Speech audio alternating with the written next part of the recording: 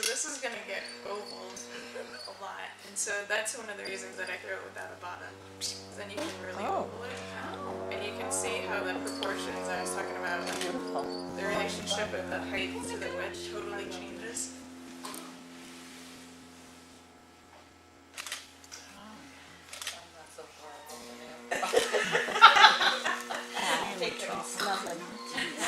No, when I do it, it looks like a fly. Exactly. So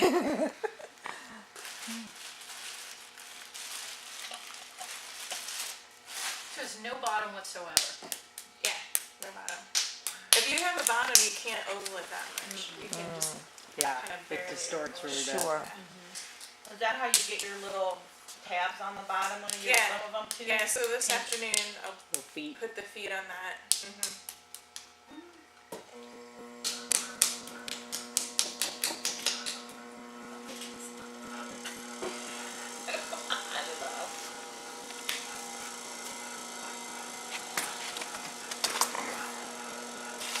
This is going to be a teapot.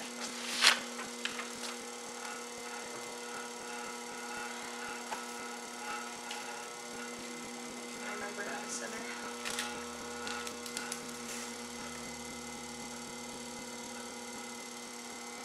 Have you ever been down here before? Teapot Valley? I have, yeah. Biking and She'd have to. I've skied up at the resort a few times, and I've biked there. I've rode in that enduro race up at RD that they did last summer. Yeah, it's pretty fun. Nice area. Got some world-class mountain biking trails too. Yeah.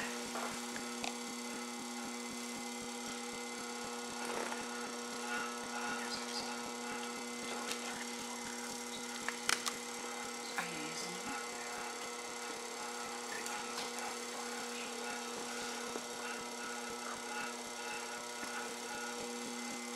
I don't know if I didn't wedge this very well. It's not wanting to center. That's comforting.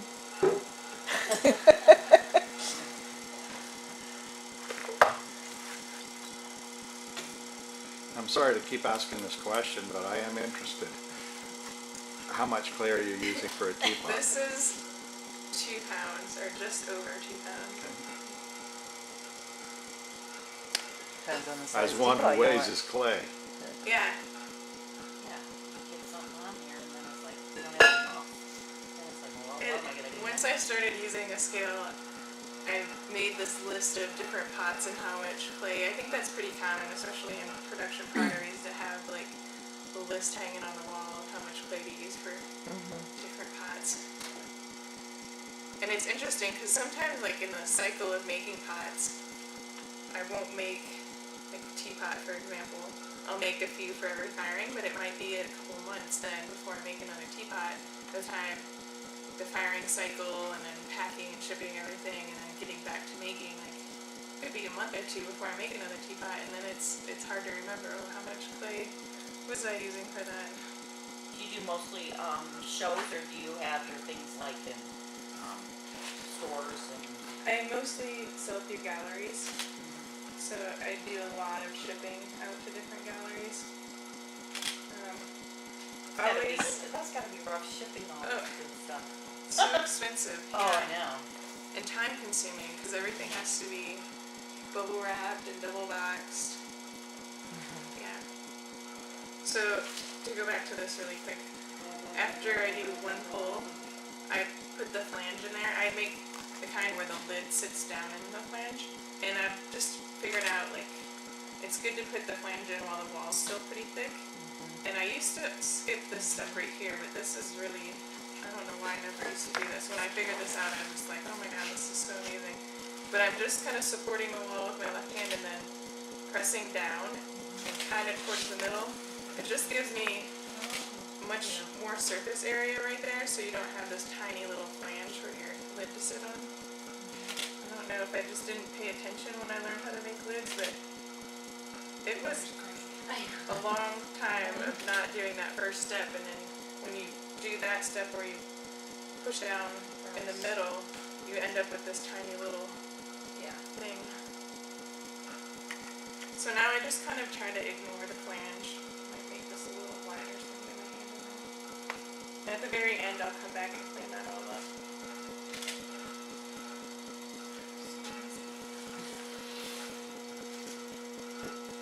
But going back to the selling question, I keep telling myself that I'm gonna try to sell more directly through my studio or direct sales like online.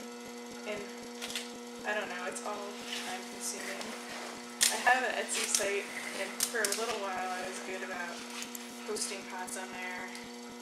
I don't think I have anything on there right now. It's just galleries take 50% and it's expensive to ship pots out to them, but sometimes it's just easier.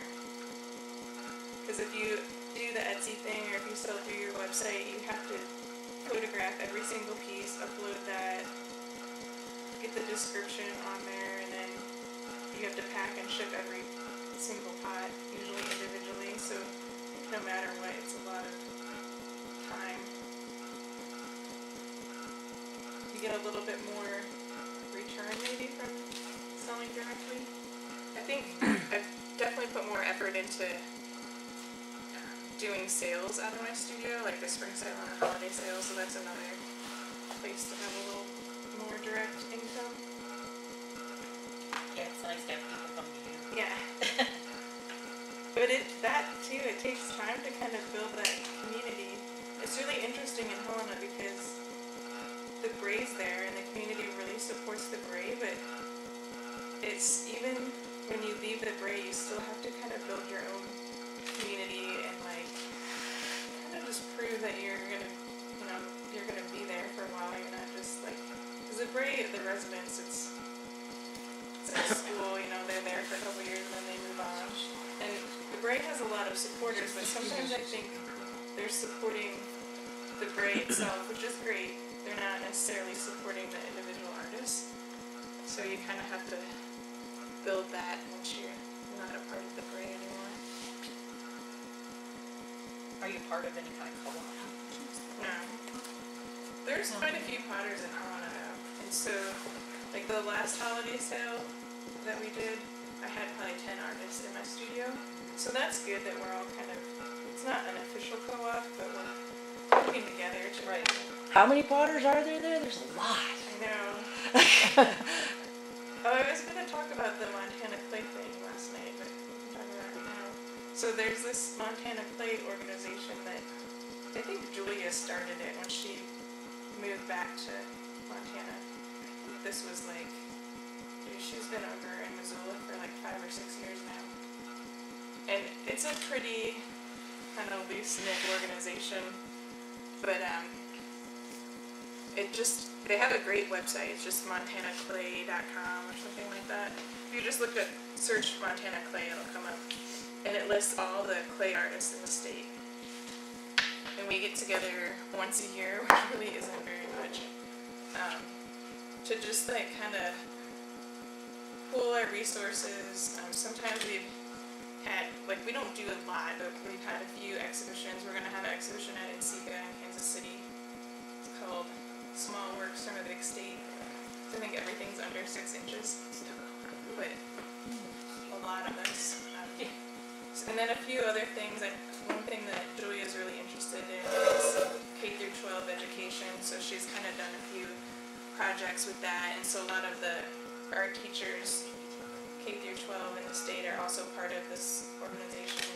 Just kind of figuring out how to pool their resources, and then some of the schools and the residency centers, like they'll share. It's just kind of also creating this forum for communication. Like we have a Facebook page and people will post on there, like someone from Missoula is like, anyone heading to Helena, I have pots I need delivered, or I need clay from the bray. And so it's a good way to kind of make things happen a little easier. But Julia's also done a great job with the website, so all the artists have a little bio and images on there, so it's a good resource for people outside of Montana too to do some research. Wasn't there an article about it in the Times There Monthly was last month or recently. something? Yeah. Yeah.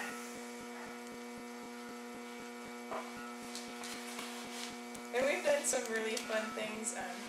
We threw clay at the state capitol, threw pots at the state capitol one day, which was kind of cool.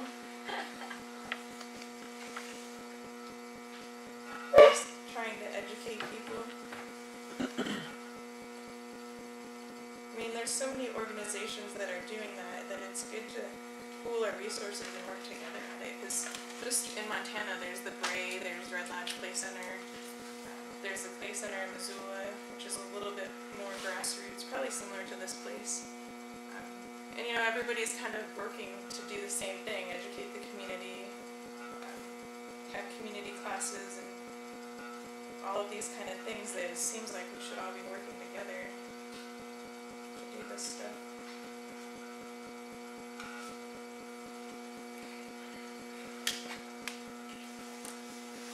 So now kind of, that flange isn't too bad, but I'll use the chamois and kind of fix it if you messed it up while you're going.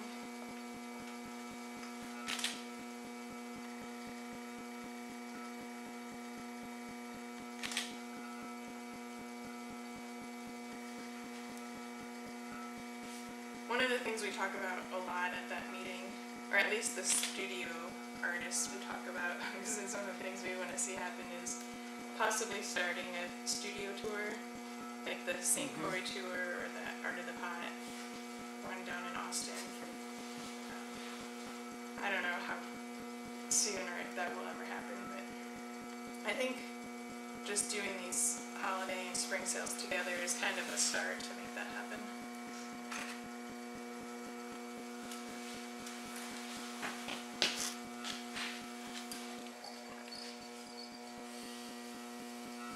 We need a later holiday here because we kept having Mother's Day sales, but then it would like snow. Yeah.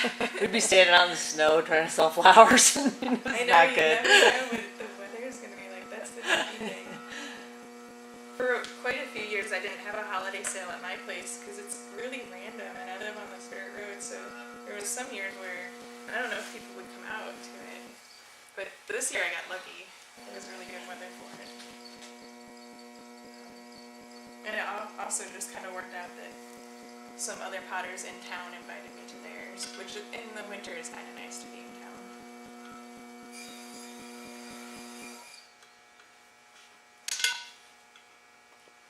And then the Bray has their big sale. I think it's the weekend before Mother's Day. I forget if theirs is actually on Mother's Day. So you can't compete with that either. Now does that have a Usually once I'm firing, I kind of have everything through the making cycle, but there's been a few times where I've kept pots in there for over a week, and they stay like the same consistency, which is awesome. You can go back and finish them.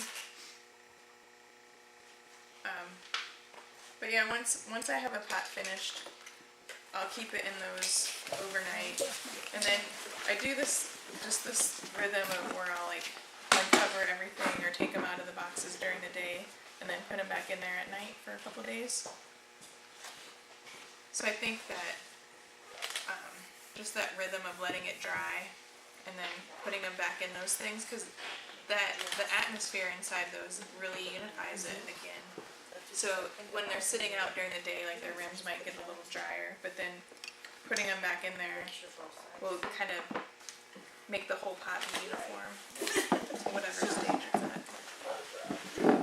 So that's the teapot. Are you handling Yeah. the whole Yeah, I just cut right through the flange and just kind of ignore it right now. So you're gonna handle the entire lid. Mhm. Okay. It's a little too gooey right now. Let's see that shape.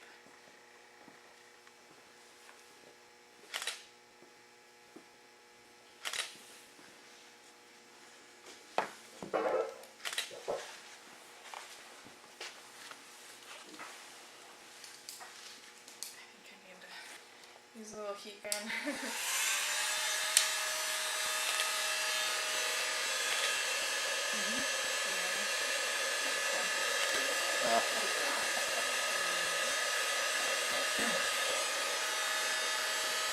So how do you do that saucer rock? That looks like a rock.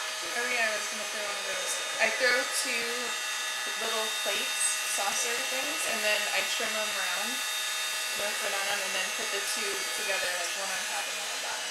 Oh, okay. So it's hollow in the middle. Yeah. and-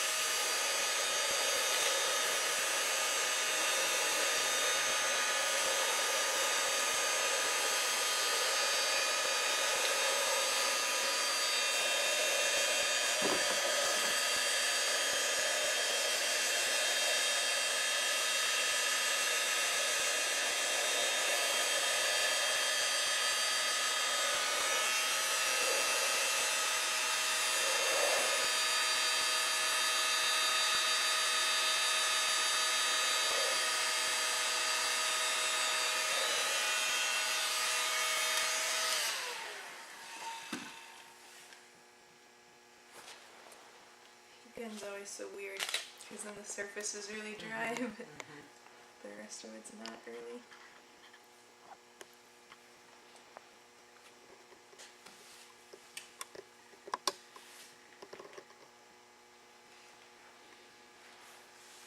So everything I feel like is kind of based off of these same shapes. Kind of this V shape at the bottom creates the neck of the pot, or like in that case this was just a big V right there.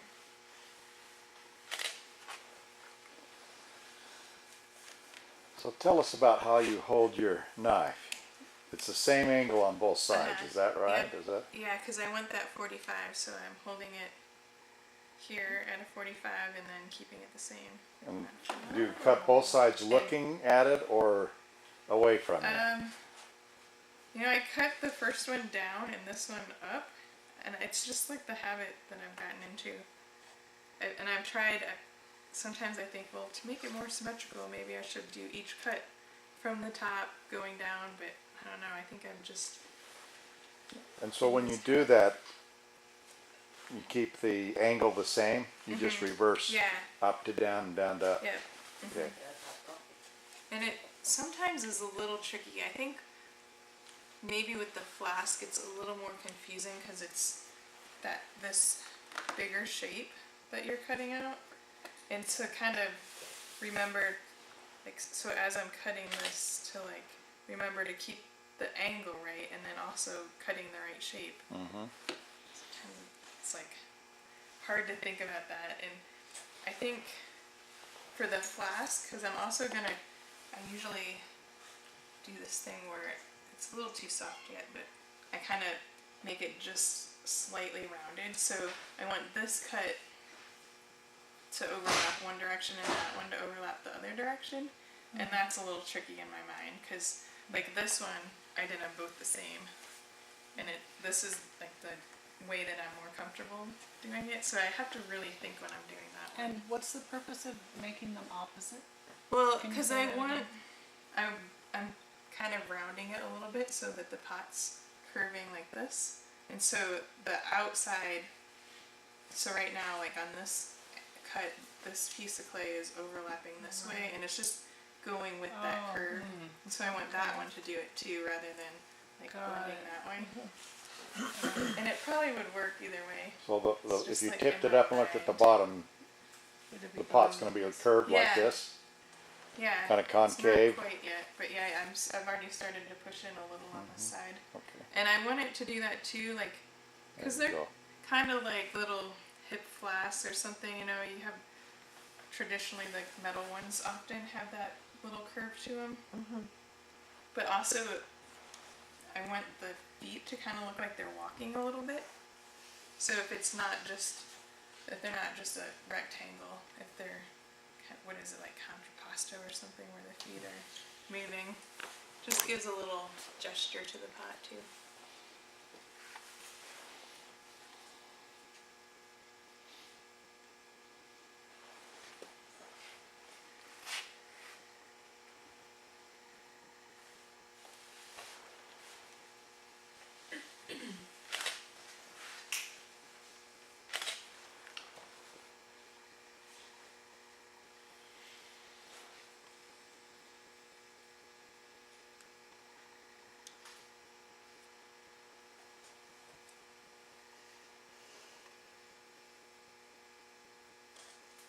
So it's starting to crack from that heat gun. Sometimes, I don't think it's too bad, I think it's just on the surface. But on some forms where it's a more dramatic angle in there, they'll do that crack, and usually I can get away with just patching it with some clay.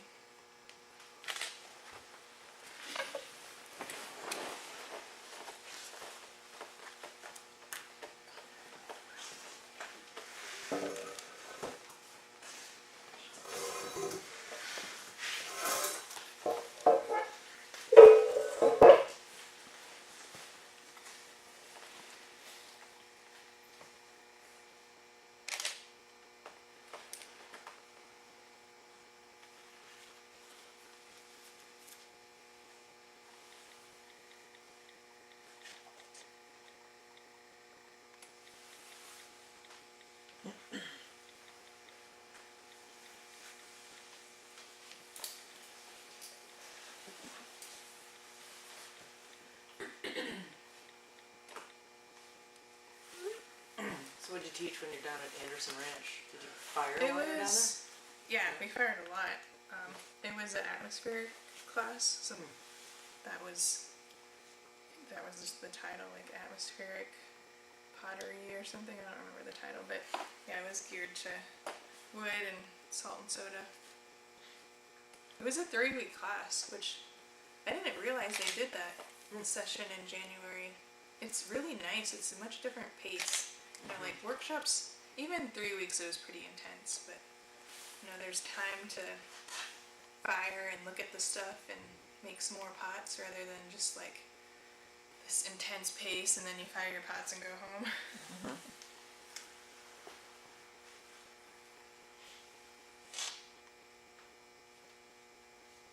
Are you from Ohio originally? Yeah, Yeah, what part? near Sandusky. Okay. Yeah. Towards the lake. Yep. Yeah, that's my old stomping ground. Oh really? Yeah, That's Lorraine. interesting. Uh-huh. I didn't really know There's a about bluebird out the window. He's just, I don't know if he's wounded or what, but he's just going from one car to another.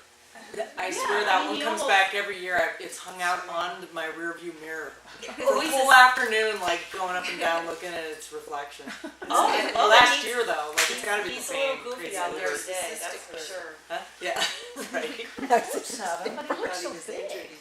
It's gotta be the same bird. I mean, I don't see him now. behavior's There he so is. Oh, there he is. Oh, he's on the, It's right here. yeah. Just past the Black, umbrella. where is it? What kind of bird is it? It's a Bluebird. There's the mountains. does anybody know that? Do they return to the same nesting? They probably do. I think Yeah. they do. Probably is the same That's bird as why last people year put that I was little like, houses. that bird's been flying around my rear view mirror Yeah. all day. He's programmed. He's listening. Huh? He's listening. We should get an artistic bluebird nesting box up there. You know? Or at least a little. You see two of them? I have not. They're No. insectivorous. Noticed the mail. So when did you do this? Yes, we had like 3:30 a.m. I made it up. You're saving somebody? Yeah, it was totally feet under buttocks.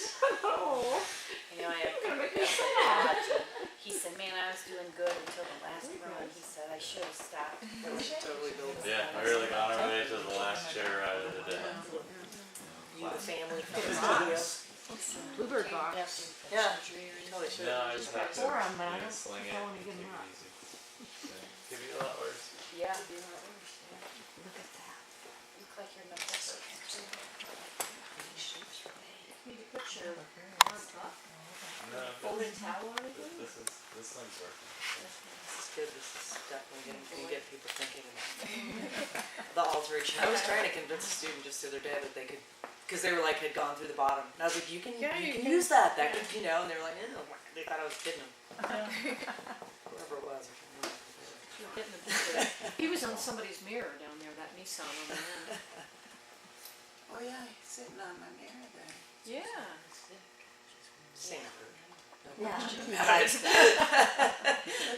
He's looking at Looking himself. at the mirror and He said, I haven't seen myself Totally all the this same time." bird. sitting on the It's doing the windowsill. same thing. It's so funny. It never tires of that game apparently. Well, now I just left a white streak on the car. It's a pretty dirty car, it's okay. They're all dirty. So you wet your Go from tool one car to right the now. other. it's Yeah. on Over there, on don't his you? Because then it won't stick. car. Okay. Oh, that's a cool little tool. Yeah. Is that a This camera is, tool? no. She'll be here too. Yeah. She's always late. Randy Johnston or The ones I Jen saw this morning had their rain. makes them, Really? but I think they We have better somebody have made them boxes for 'em of now. Yeah, I think saw that- that. cleaned mine I've had out. them for I haven't- years, I but they I'm went not sure in I it got and them at they're the probably ranch. saying, I I'm think not the staying ranch here. does Well, I something. tried to get mine Place apart, store. and I thought I heard noise inside. I thought, well, is it too loud? This is another good one for doing that kind of stuff. Mm-hmm. That's Nice. Jack Troy makes these, and I'm not sure if he has them made too, but I don't know where you can get them. I think I got that from him at Seco one year. And like all of those, I know this one is made for throwing, but I It's on don't somebody's ever mirror. throw with it. Cynthia's on your mirror again. So it looks well used. Is that the angle that was at when you got it? No, You worn it I out. also use it Yeah. to stir my slipping glazes, which is probably bad. That's why it's worn out. Only if you right want to there. keep it, yeah.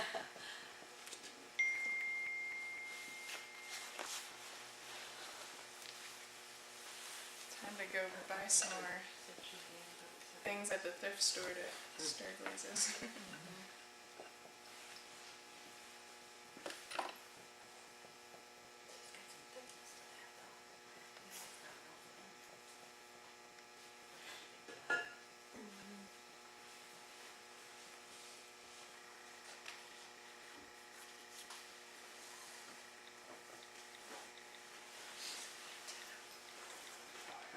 You haven't done the belly on that yet, right? I mostly do that. Or I'm not do gonna that first? like what I did with the cup. Yeah, I just do that on the cups, and I guess I do that on bowls and things. Mostly when I'm not darting them, because this dart kind of does the same thing. By cutting the dart in there, I've already got some hips. Where with the cup, I'm not gonna cut darts, so I just push out. Do that.